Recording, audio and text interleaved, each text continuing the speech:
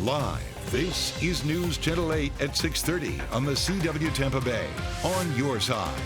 Good evening, everyone. I'm Josh Benson. And I'm Paula Cero. Thanks for joining us for News Channel 8 on the CW Tampa Bay. It's an exciting day. The long-awaited Artemis 2 mission is officially set to launch into outer space in just a few minutes. Yeah, just about 5 minutes to be exact. The mission is headed with 4 astronauts to journey around the moon. Now, it was expected to launch at 6:24 tonight from Kennedy Space Center. There's a slight delay, but the crew will be the first people to launch toward the moon since Apollo 17's mission all the way back in 1972. That's 53 years ago. Well, you're taking a live look, a very cool look right now, and this mission is expected to last 10 days. It does not actually include landing on the moon, but it is a step toward that. That's expected to happen in 2028 with Artemis 4. So we'll be watching very closely as this gets ready to lift off. Tonight we have 8 on Your Side team coverage of the Artemis 2 mission. Amanda Hawley is at Kennedy Space Center right now. And tonight, we want to go to JB Buno to start off our team coverage. He is tracking everything live from our stream center. JB, what's the very latest? It's incredible. Let's see. I believe we might now have Amanda Hawley for a brief moment. Amanda, if you've got us, we're getting closer to launch. Do you have us? No, I don't think. She just shot me a message. So okay. Yes, and then. Well, Amanda's gonna get ready for the launch with really. Oh, no, we do have her. Okay, Amanda. Yes, I do. Perfect. Amanda, how are you? Check on in. I'm good. Both of you guys are talking to me, just so you guys know, both control rooms. Understood. Take it away, Amanda. We'll follow your lead. Sounds good. Sounds good. Daniel, if you can hear me, I did hear your request. All right, so we'll come back to Amanda. Let's check in now on the live broadcast. Let's listen in. Moving through the milestones. All is looking good.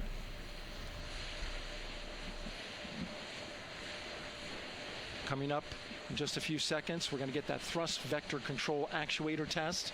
This is a gimbaling of the engines.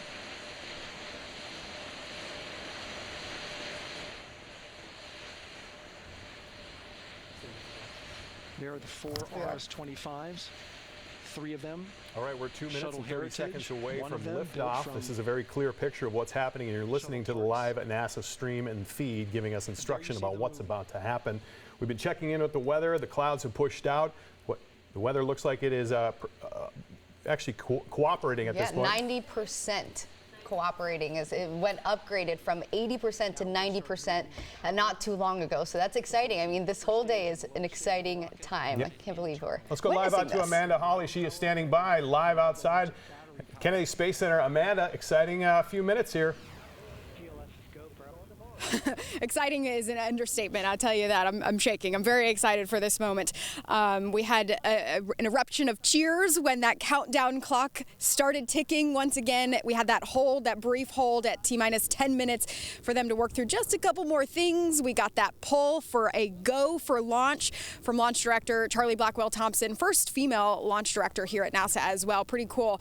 She pulled go, and as you were just hearing, they were doing their last minute checks. I'm keeping an eye on the feeds to make sure everything is going good. These last couple of minutes really are critical. They still have, a possibility to pause that countdown, and after 33 seconds, just so, to give you an idea of what's going to happen here over the next few minutes, at that 33 second mark, the computer takes over and it can cancel the launch for anything that it may see behind the scenes. If that were to happen, they will have to do a scrub of the day. So we are keeping an eye on that, of course. That's always kind of a big mark because the teams don't have control at that point. But we are, I'll tell you what, watching this rocket closely, less than a minute now. And we are awaiting launch. Yep, here it comes, Amanda. Thanks so much. We'll keep you on standby as we watch this all together. This could break the record for the farthest humans have ever traveled from Earth, 248,655 miles. That was Apollo 13 back in 1970. So this is a big mission. They've been waiting for it for years to this point to have humans aboard to head to the moon, and it's just a few seconds away. That's right. But again, the first people to launch toward the moon since Apollo 17 mission in 1972, more than 5 decades ago. So really exciting time. Of course, a lot of factors go into it, not just weather, but mechanical stuff too. So when that clock paused, we were all just waiting and waiting. So yeah, here we go. Let's listen in on what happens. This is great. 3, 2, 1. Booster ignition and liftoff. The crew of Artemis 2 now bound for the moon. Humanity's next great voyage begins. Good, roll pitch. Roger, roll pitch. Houston now controlling the flight of Integrity on the Artemis 2 mission around the moon. Integrity, AMT high. AMT high. On time, passing 30 seconds into the flights. Integrity passes the alternate beacon. Target milestone. Mission Control Houston seeing good performance on the 4 main engines. Space Launch System core stage. Integrity, 3 miles in altitude. Traveling more than 1,200 miles per hour.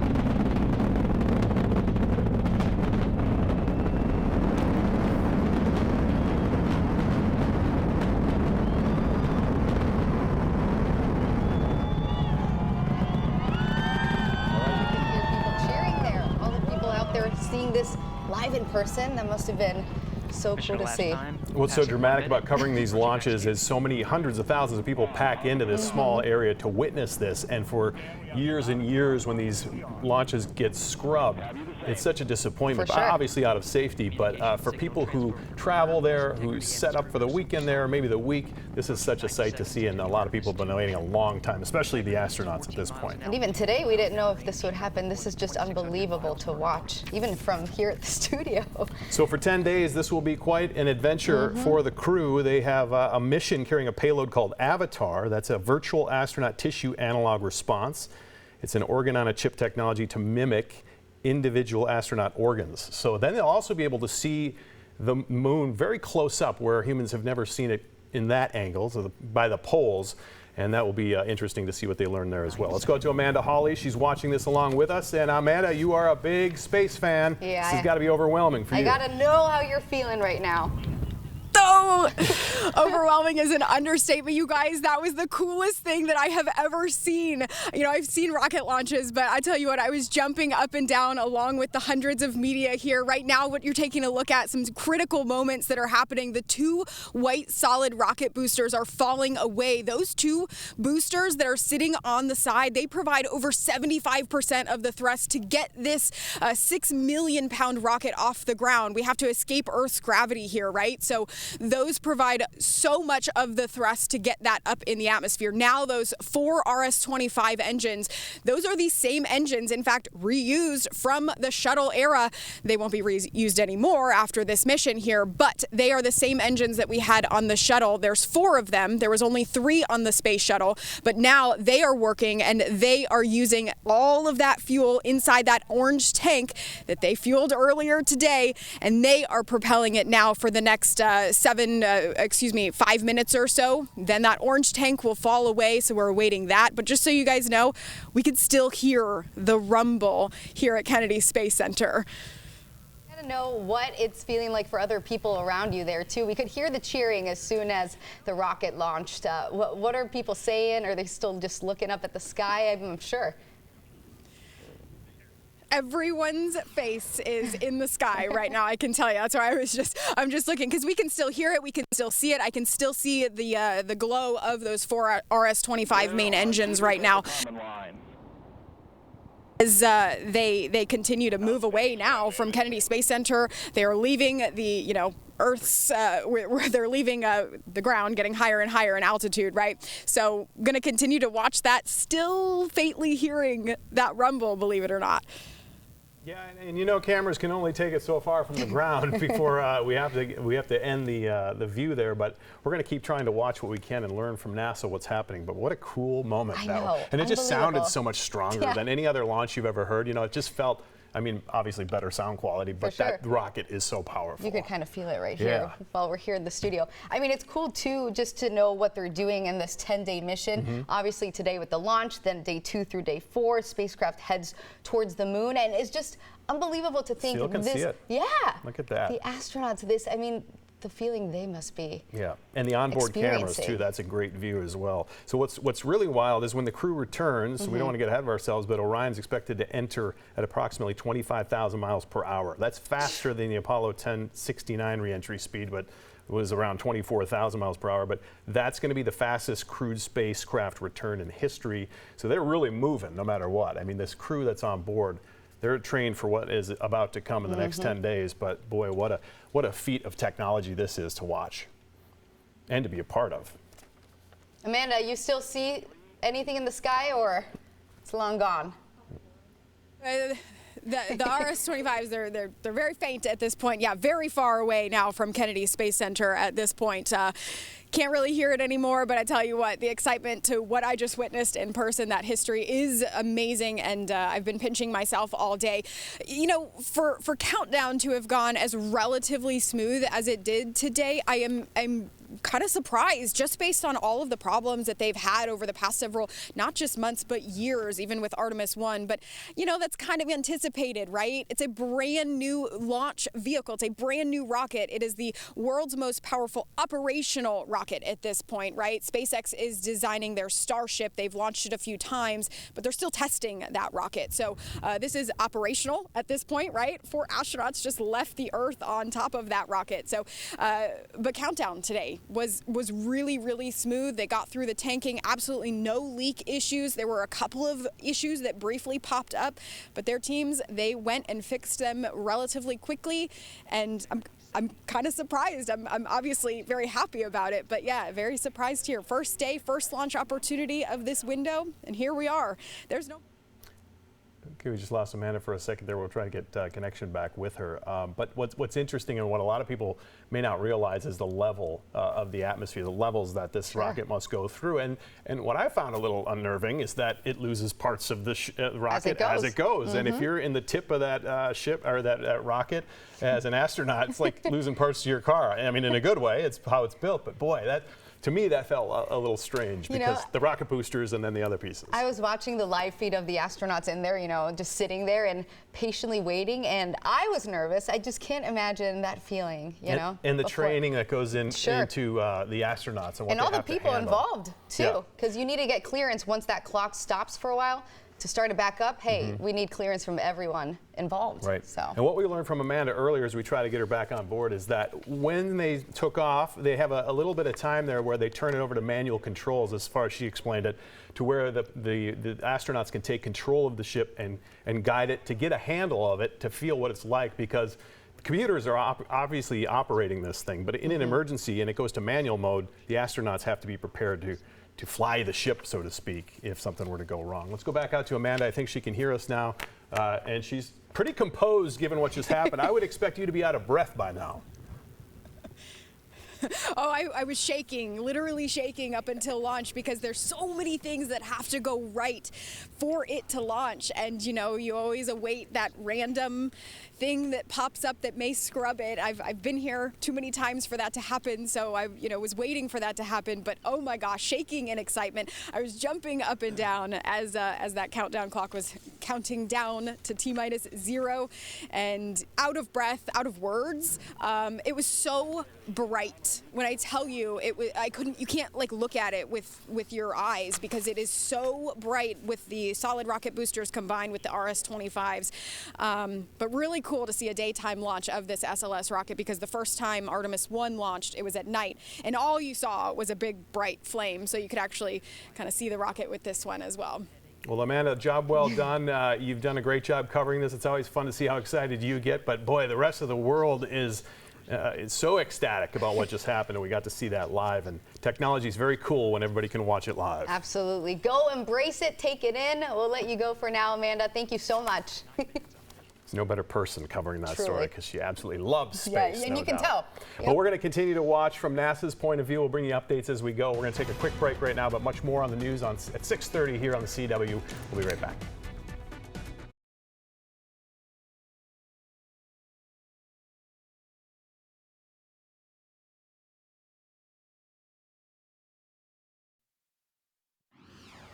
Well, we're taking a live look. This is the NASA feed of course, the Orion spacecraft that took off a few minutes ago out of the Kennedy Space Center.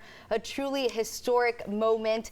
It was a mission with 4 astronauts inside as they journey around the moon. And it was a thrilling launch to watch. We all got to watch it live here on the CW along with Amanda Hawley, who is out at the Kennedy Space Center. An amazing sight, the sounds, the people. We were so excited there as we watched this. But now here's some numbers for you to try to comprehend. First of all, this thing is traveling at 18,120 miles per hour. It's 214 miles from Earth at this point, but guess how long it has to go to get to the moon? 241,000 miles. So that's why it's a 10-day journey, and within that 10 days they have a lot to accomplish, no doubt. Of course, yes. And just some other facts. I mean, this crew will be the first people that have launched toward the moon since Apollo 17 mission back in 1972, more than 50 years ago. And you can kind of hear the live feed there in NASA. Yeah, let's listen into what NASA has to say. They are beginning their journey around the moon to verify the systems that will take us to its surface. An incredible ascent. Artemis 2 is underway. Reed Wiseman, Victor Glover, Christina Cook, and Jeremy Hansen begin their journey to the moon. Still milestones to come up as we await solar array deploy and the critical burns that will get Integrity into high Earth orbit around the Earth before engines are fired to get us around the moon. We'll keep tabs on Integrity and its crew from here in Mission Control Houston. But for now, we're going to send it back to you, Megan and Nicole at the Kennedy Space Center. Very jealous to hear how the launch experience was over on the Space Coast.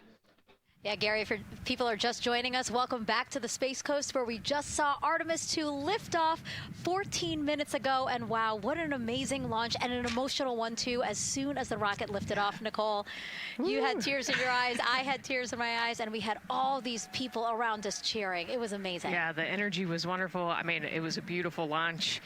You know, we've got 4 friends and family members headed to the moon. It's pretty amazing. Yeah, how does that make you feel as someone who, you know, is an astronaut as well, but also, as you said, friends? Yeah, so proud of them. CW, you know, where we have been watching the coverage along with you with NASA, and you know, the weather obviously a huge factor when anything like this is tried to be pulled off, and today it worked out. It did. Yeah, it upgraded today from 80% to 90%. So I mean, we got lucky with this because so many factors go into this being able to happen. And the schedule, Josh, is interesting. So day 1, of course, the launch. Then day 2 and through 4. Max Defender 8, the most accurate weather radar in Florida. Sponsored by Morgan & Morgan. You were saying? Yeah, I was saying. Thank you. Thank you. You were saying. No, the lunar flyby, which is what we're all waiting for, is Yes. day 5. So I'm just excited to see how that goes. But you're right. Weather, I mean, such a huge factor. Yeah, Julie, certainly. you kept your eye on that. Yeah, during the earlier hours, we were dealing with some precipitation, a few cumulus clouds out on that side of the coast. But certainly conditions cleared out nicely for that launch to occur, and I'm really happy about that. They look at so many different components. It is so particular. Rebecca saw it here too. Yeah, Rebecca saw it here. She went, I think, up to the roof. But yeah, here is a look at that satellite for you, that satellite loop, where you can see how the clouds were rolling in during the afternoon hours, but pretty much nice and dry and clear at this time of the hour. In terms of rain too, no precipitation to worry about. And the winds were good to go as well. So luckily that launch was able to occur, and really just the conditions were perfect out there. Although here we were dealing with a bit of cloud cover, so hopefully you were able to see a snippet of the smoke. But of course, and sadly on this side of the coast, we didn't have the best viewing. So right now, partly cloudy skies. Our temperature in Sarasota at 77 degrees, winds out of the southeast, less than 15 miles per hour. Temperatures in the rest of our neighborhoods, upper 70s, lower 80s. 81 degrees in Lakeland, 79 in Lakewood Ranch, and 84 degrees in St. Pete. We did tie our record high today in St. Pete yet again, reaching an afternoon high of 87 degrees. So we continue to see that record heat across our area. This evening, our temperatures will drop to the 70s overnight, once again into the 60s. So no major changes to the forecast for us here locally. Mostly dry conditions as we head into the late evening hours. As we head into our Thursday, though luckily we'll see some increasing showers and storms. Mainly by the afternoon hours, the rain will come in from the south and east, and it will become more scattered through the dinner time hours. And we could see some lingering rain still through the late night hours as we head into our Thursday night. And then we'll still have some minimal rain chances in the forecast for both Friday and even into the weekend. Not a whole lot, so it does look like Thursday is the best day for us to get some good coverage on rainfall. About a 50% chance for right now as we head into our Thursday. Minimal rain chances through the weekend. And then next week, a cold front will move in, and that's going to usher in another round of scattered showers and storms for both our Monday and Tuesday. So it's looking good in terms of rain chances. No drought-busting conditions, sadly, but daily rain chances, we'll take it. That's great.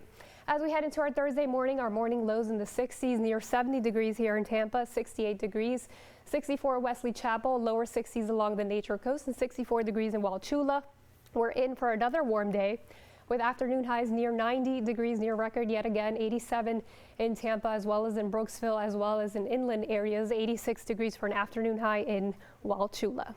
After this cold front moves in next week, we will see a drop in temperatures, so we'll still be dealing with above average temperatures for the most part over the next few days, and then they'll drop to the lower 60s by the time we approach Tuesday morning and Wednesday morning. So we'll finally see a bit of a cooler like feel to the air as we head into next week. The afternoon highs will drop to closer to seasonal.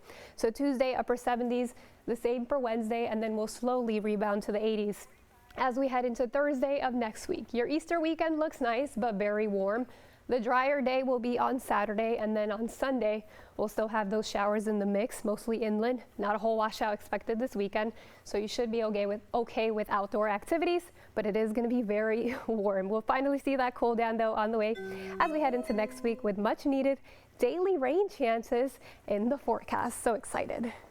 And you know, Zuli, we were saying the weather here was nice too, to be able to see this historic rocket take off. I mean, Rebecca was on the 4th floor. So a few clouds, of course. Yeah, we were dealing with a few clouds, a little bit not so great in comparison to the East Coast, but at least it was good enough for the launch. But I'm getting you got videos from Orlando. My father-in-law just sent me a video from Orlando, which the view is incredible there. I mean, we like it over here with the water in Tampa. It's the only time I'm jealous not to be in Orlando because they're not too far from Merritt Island, I believe, so that very close. They've certainly had the better view. And you're going to start seeing it on social, everybody's vantage point of the launch. My aunt sent me a video from Puerto Rico. She saw it too. Wow, amazing. Cool. Yeah, that's great. We have much more coverage on it. We want to take you live back out to the NASA stream. They are continuing to watch every step of the way on the launch itself, which is now, if I can see closely enough, it's about 17,000 miles per hour, traveling at 100. I can't need my glasses for that one, sorry.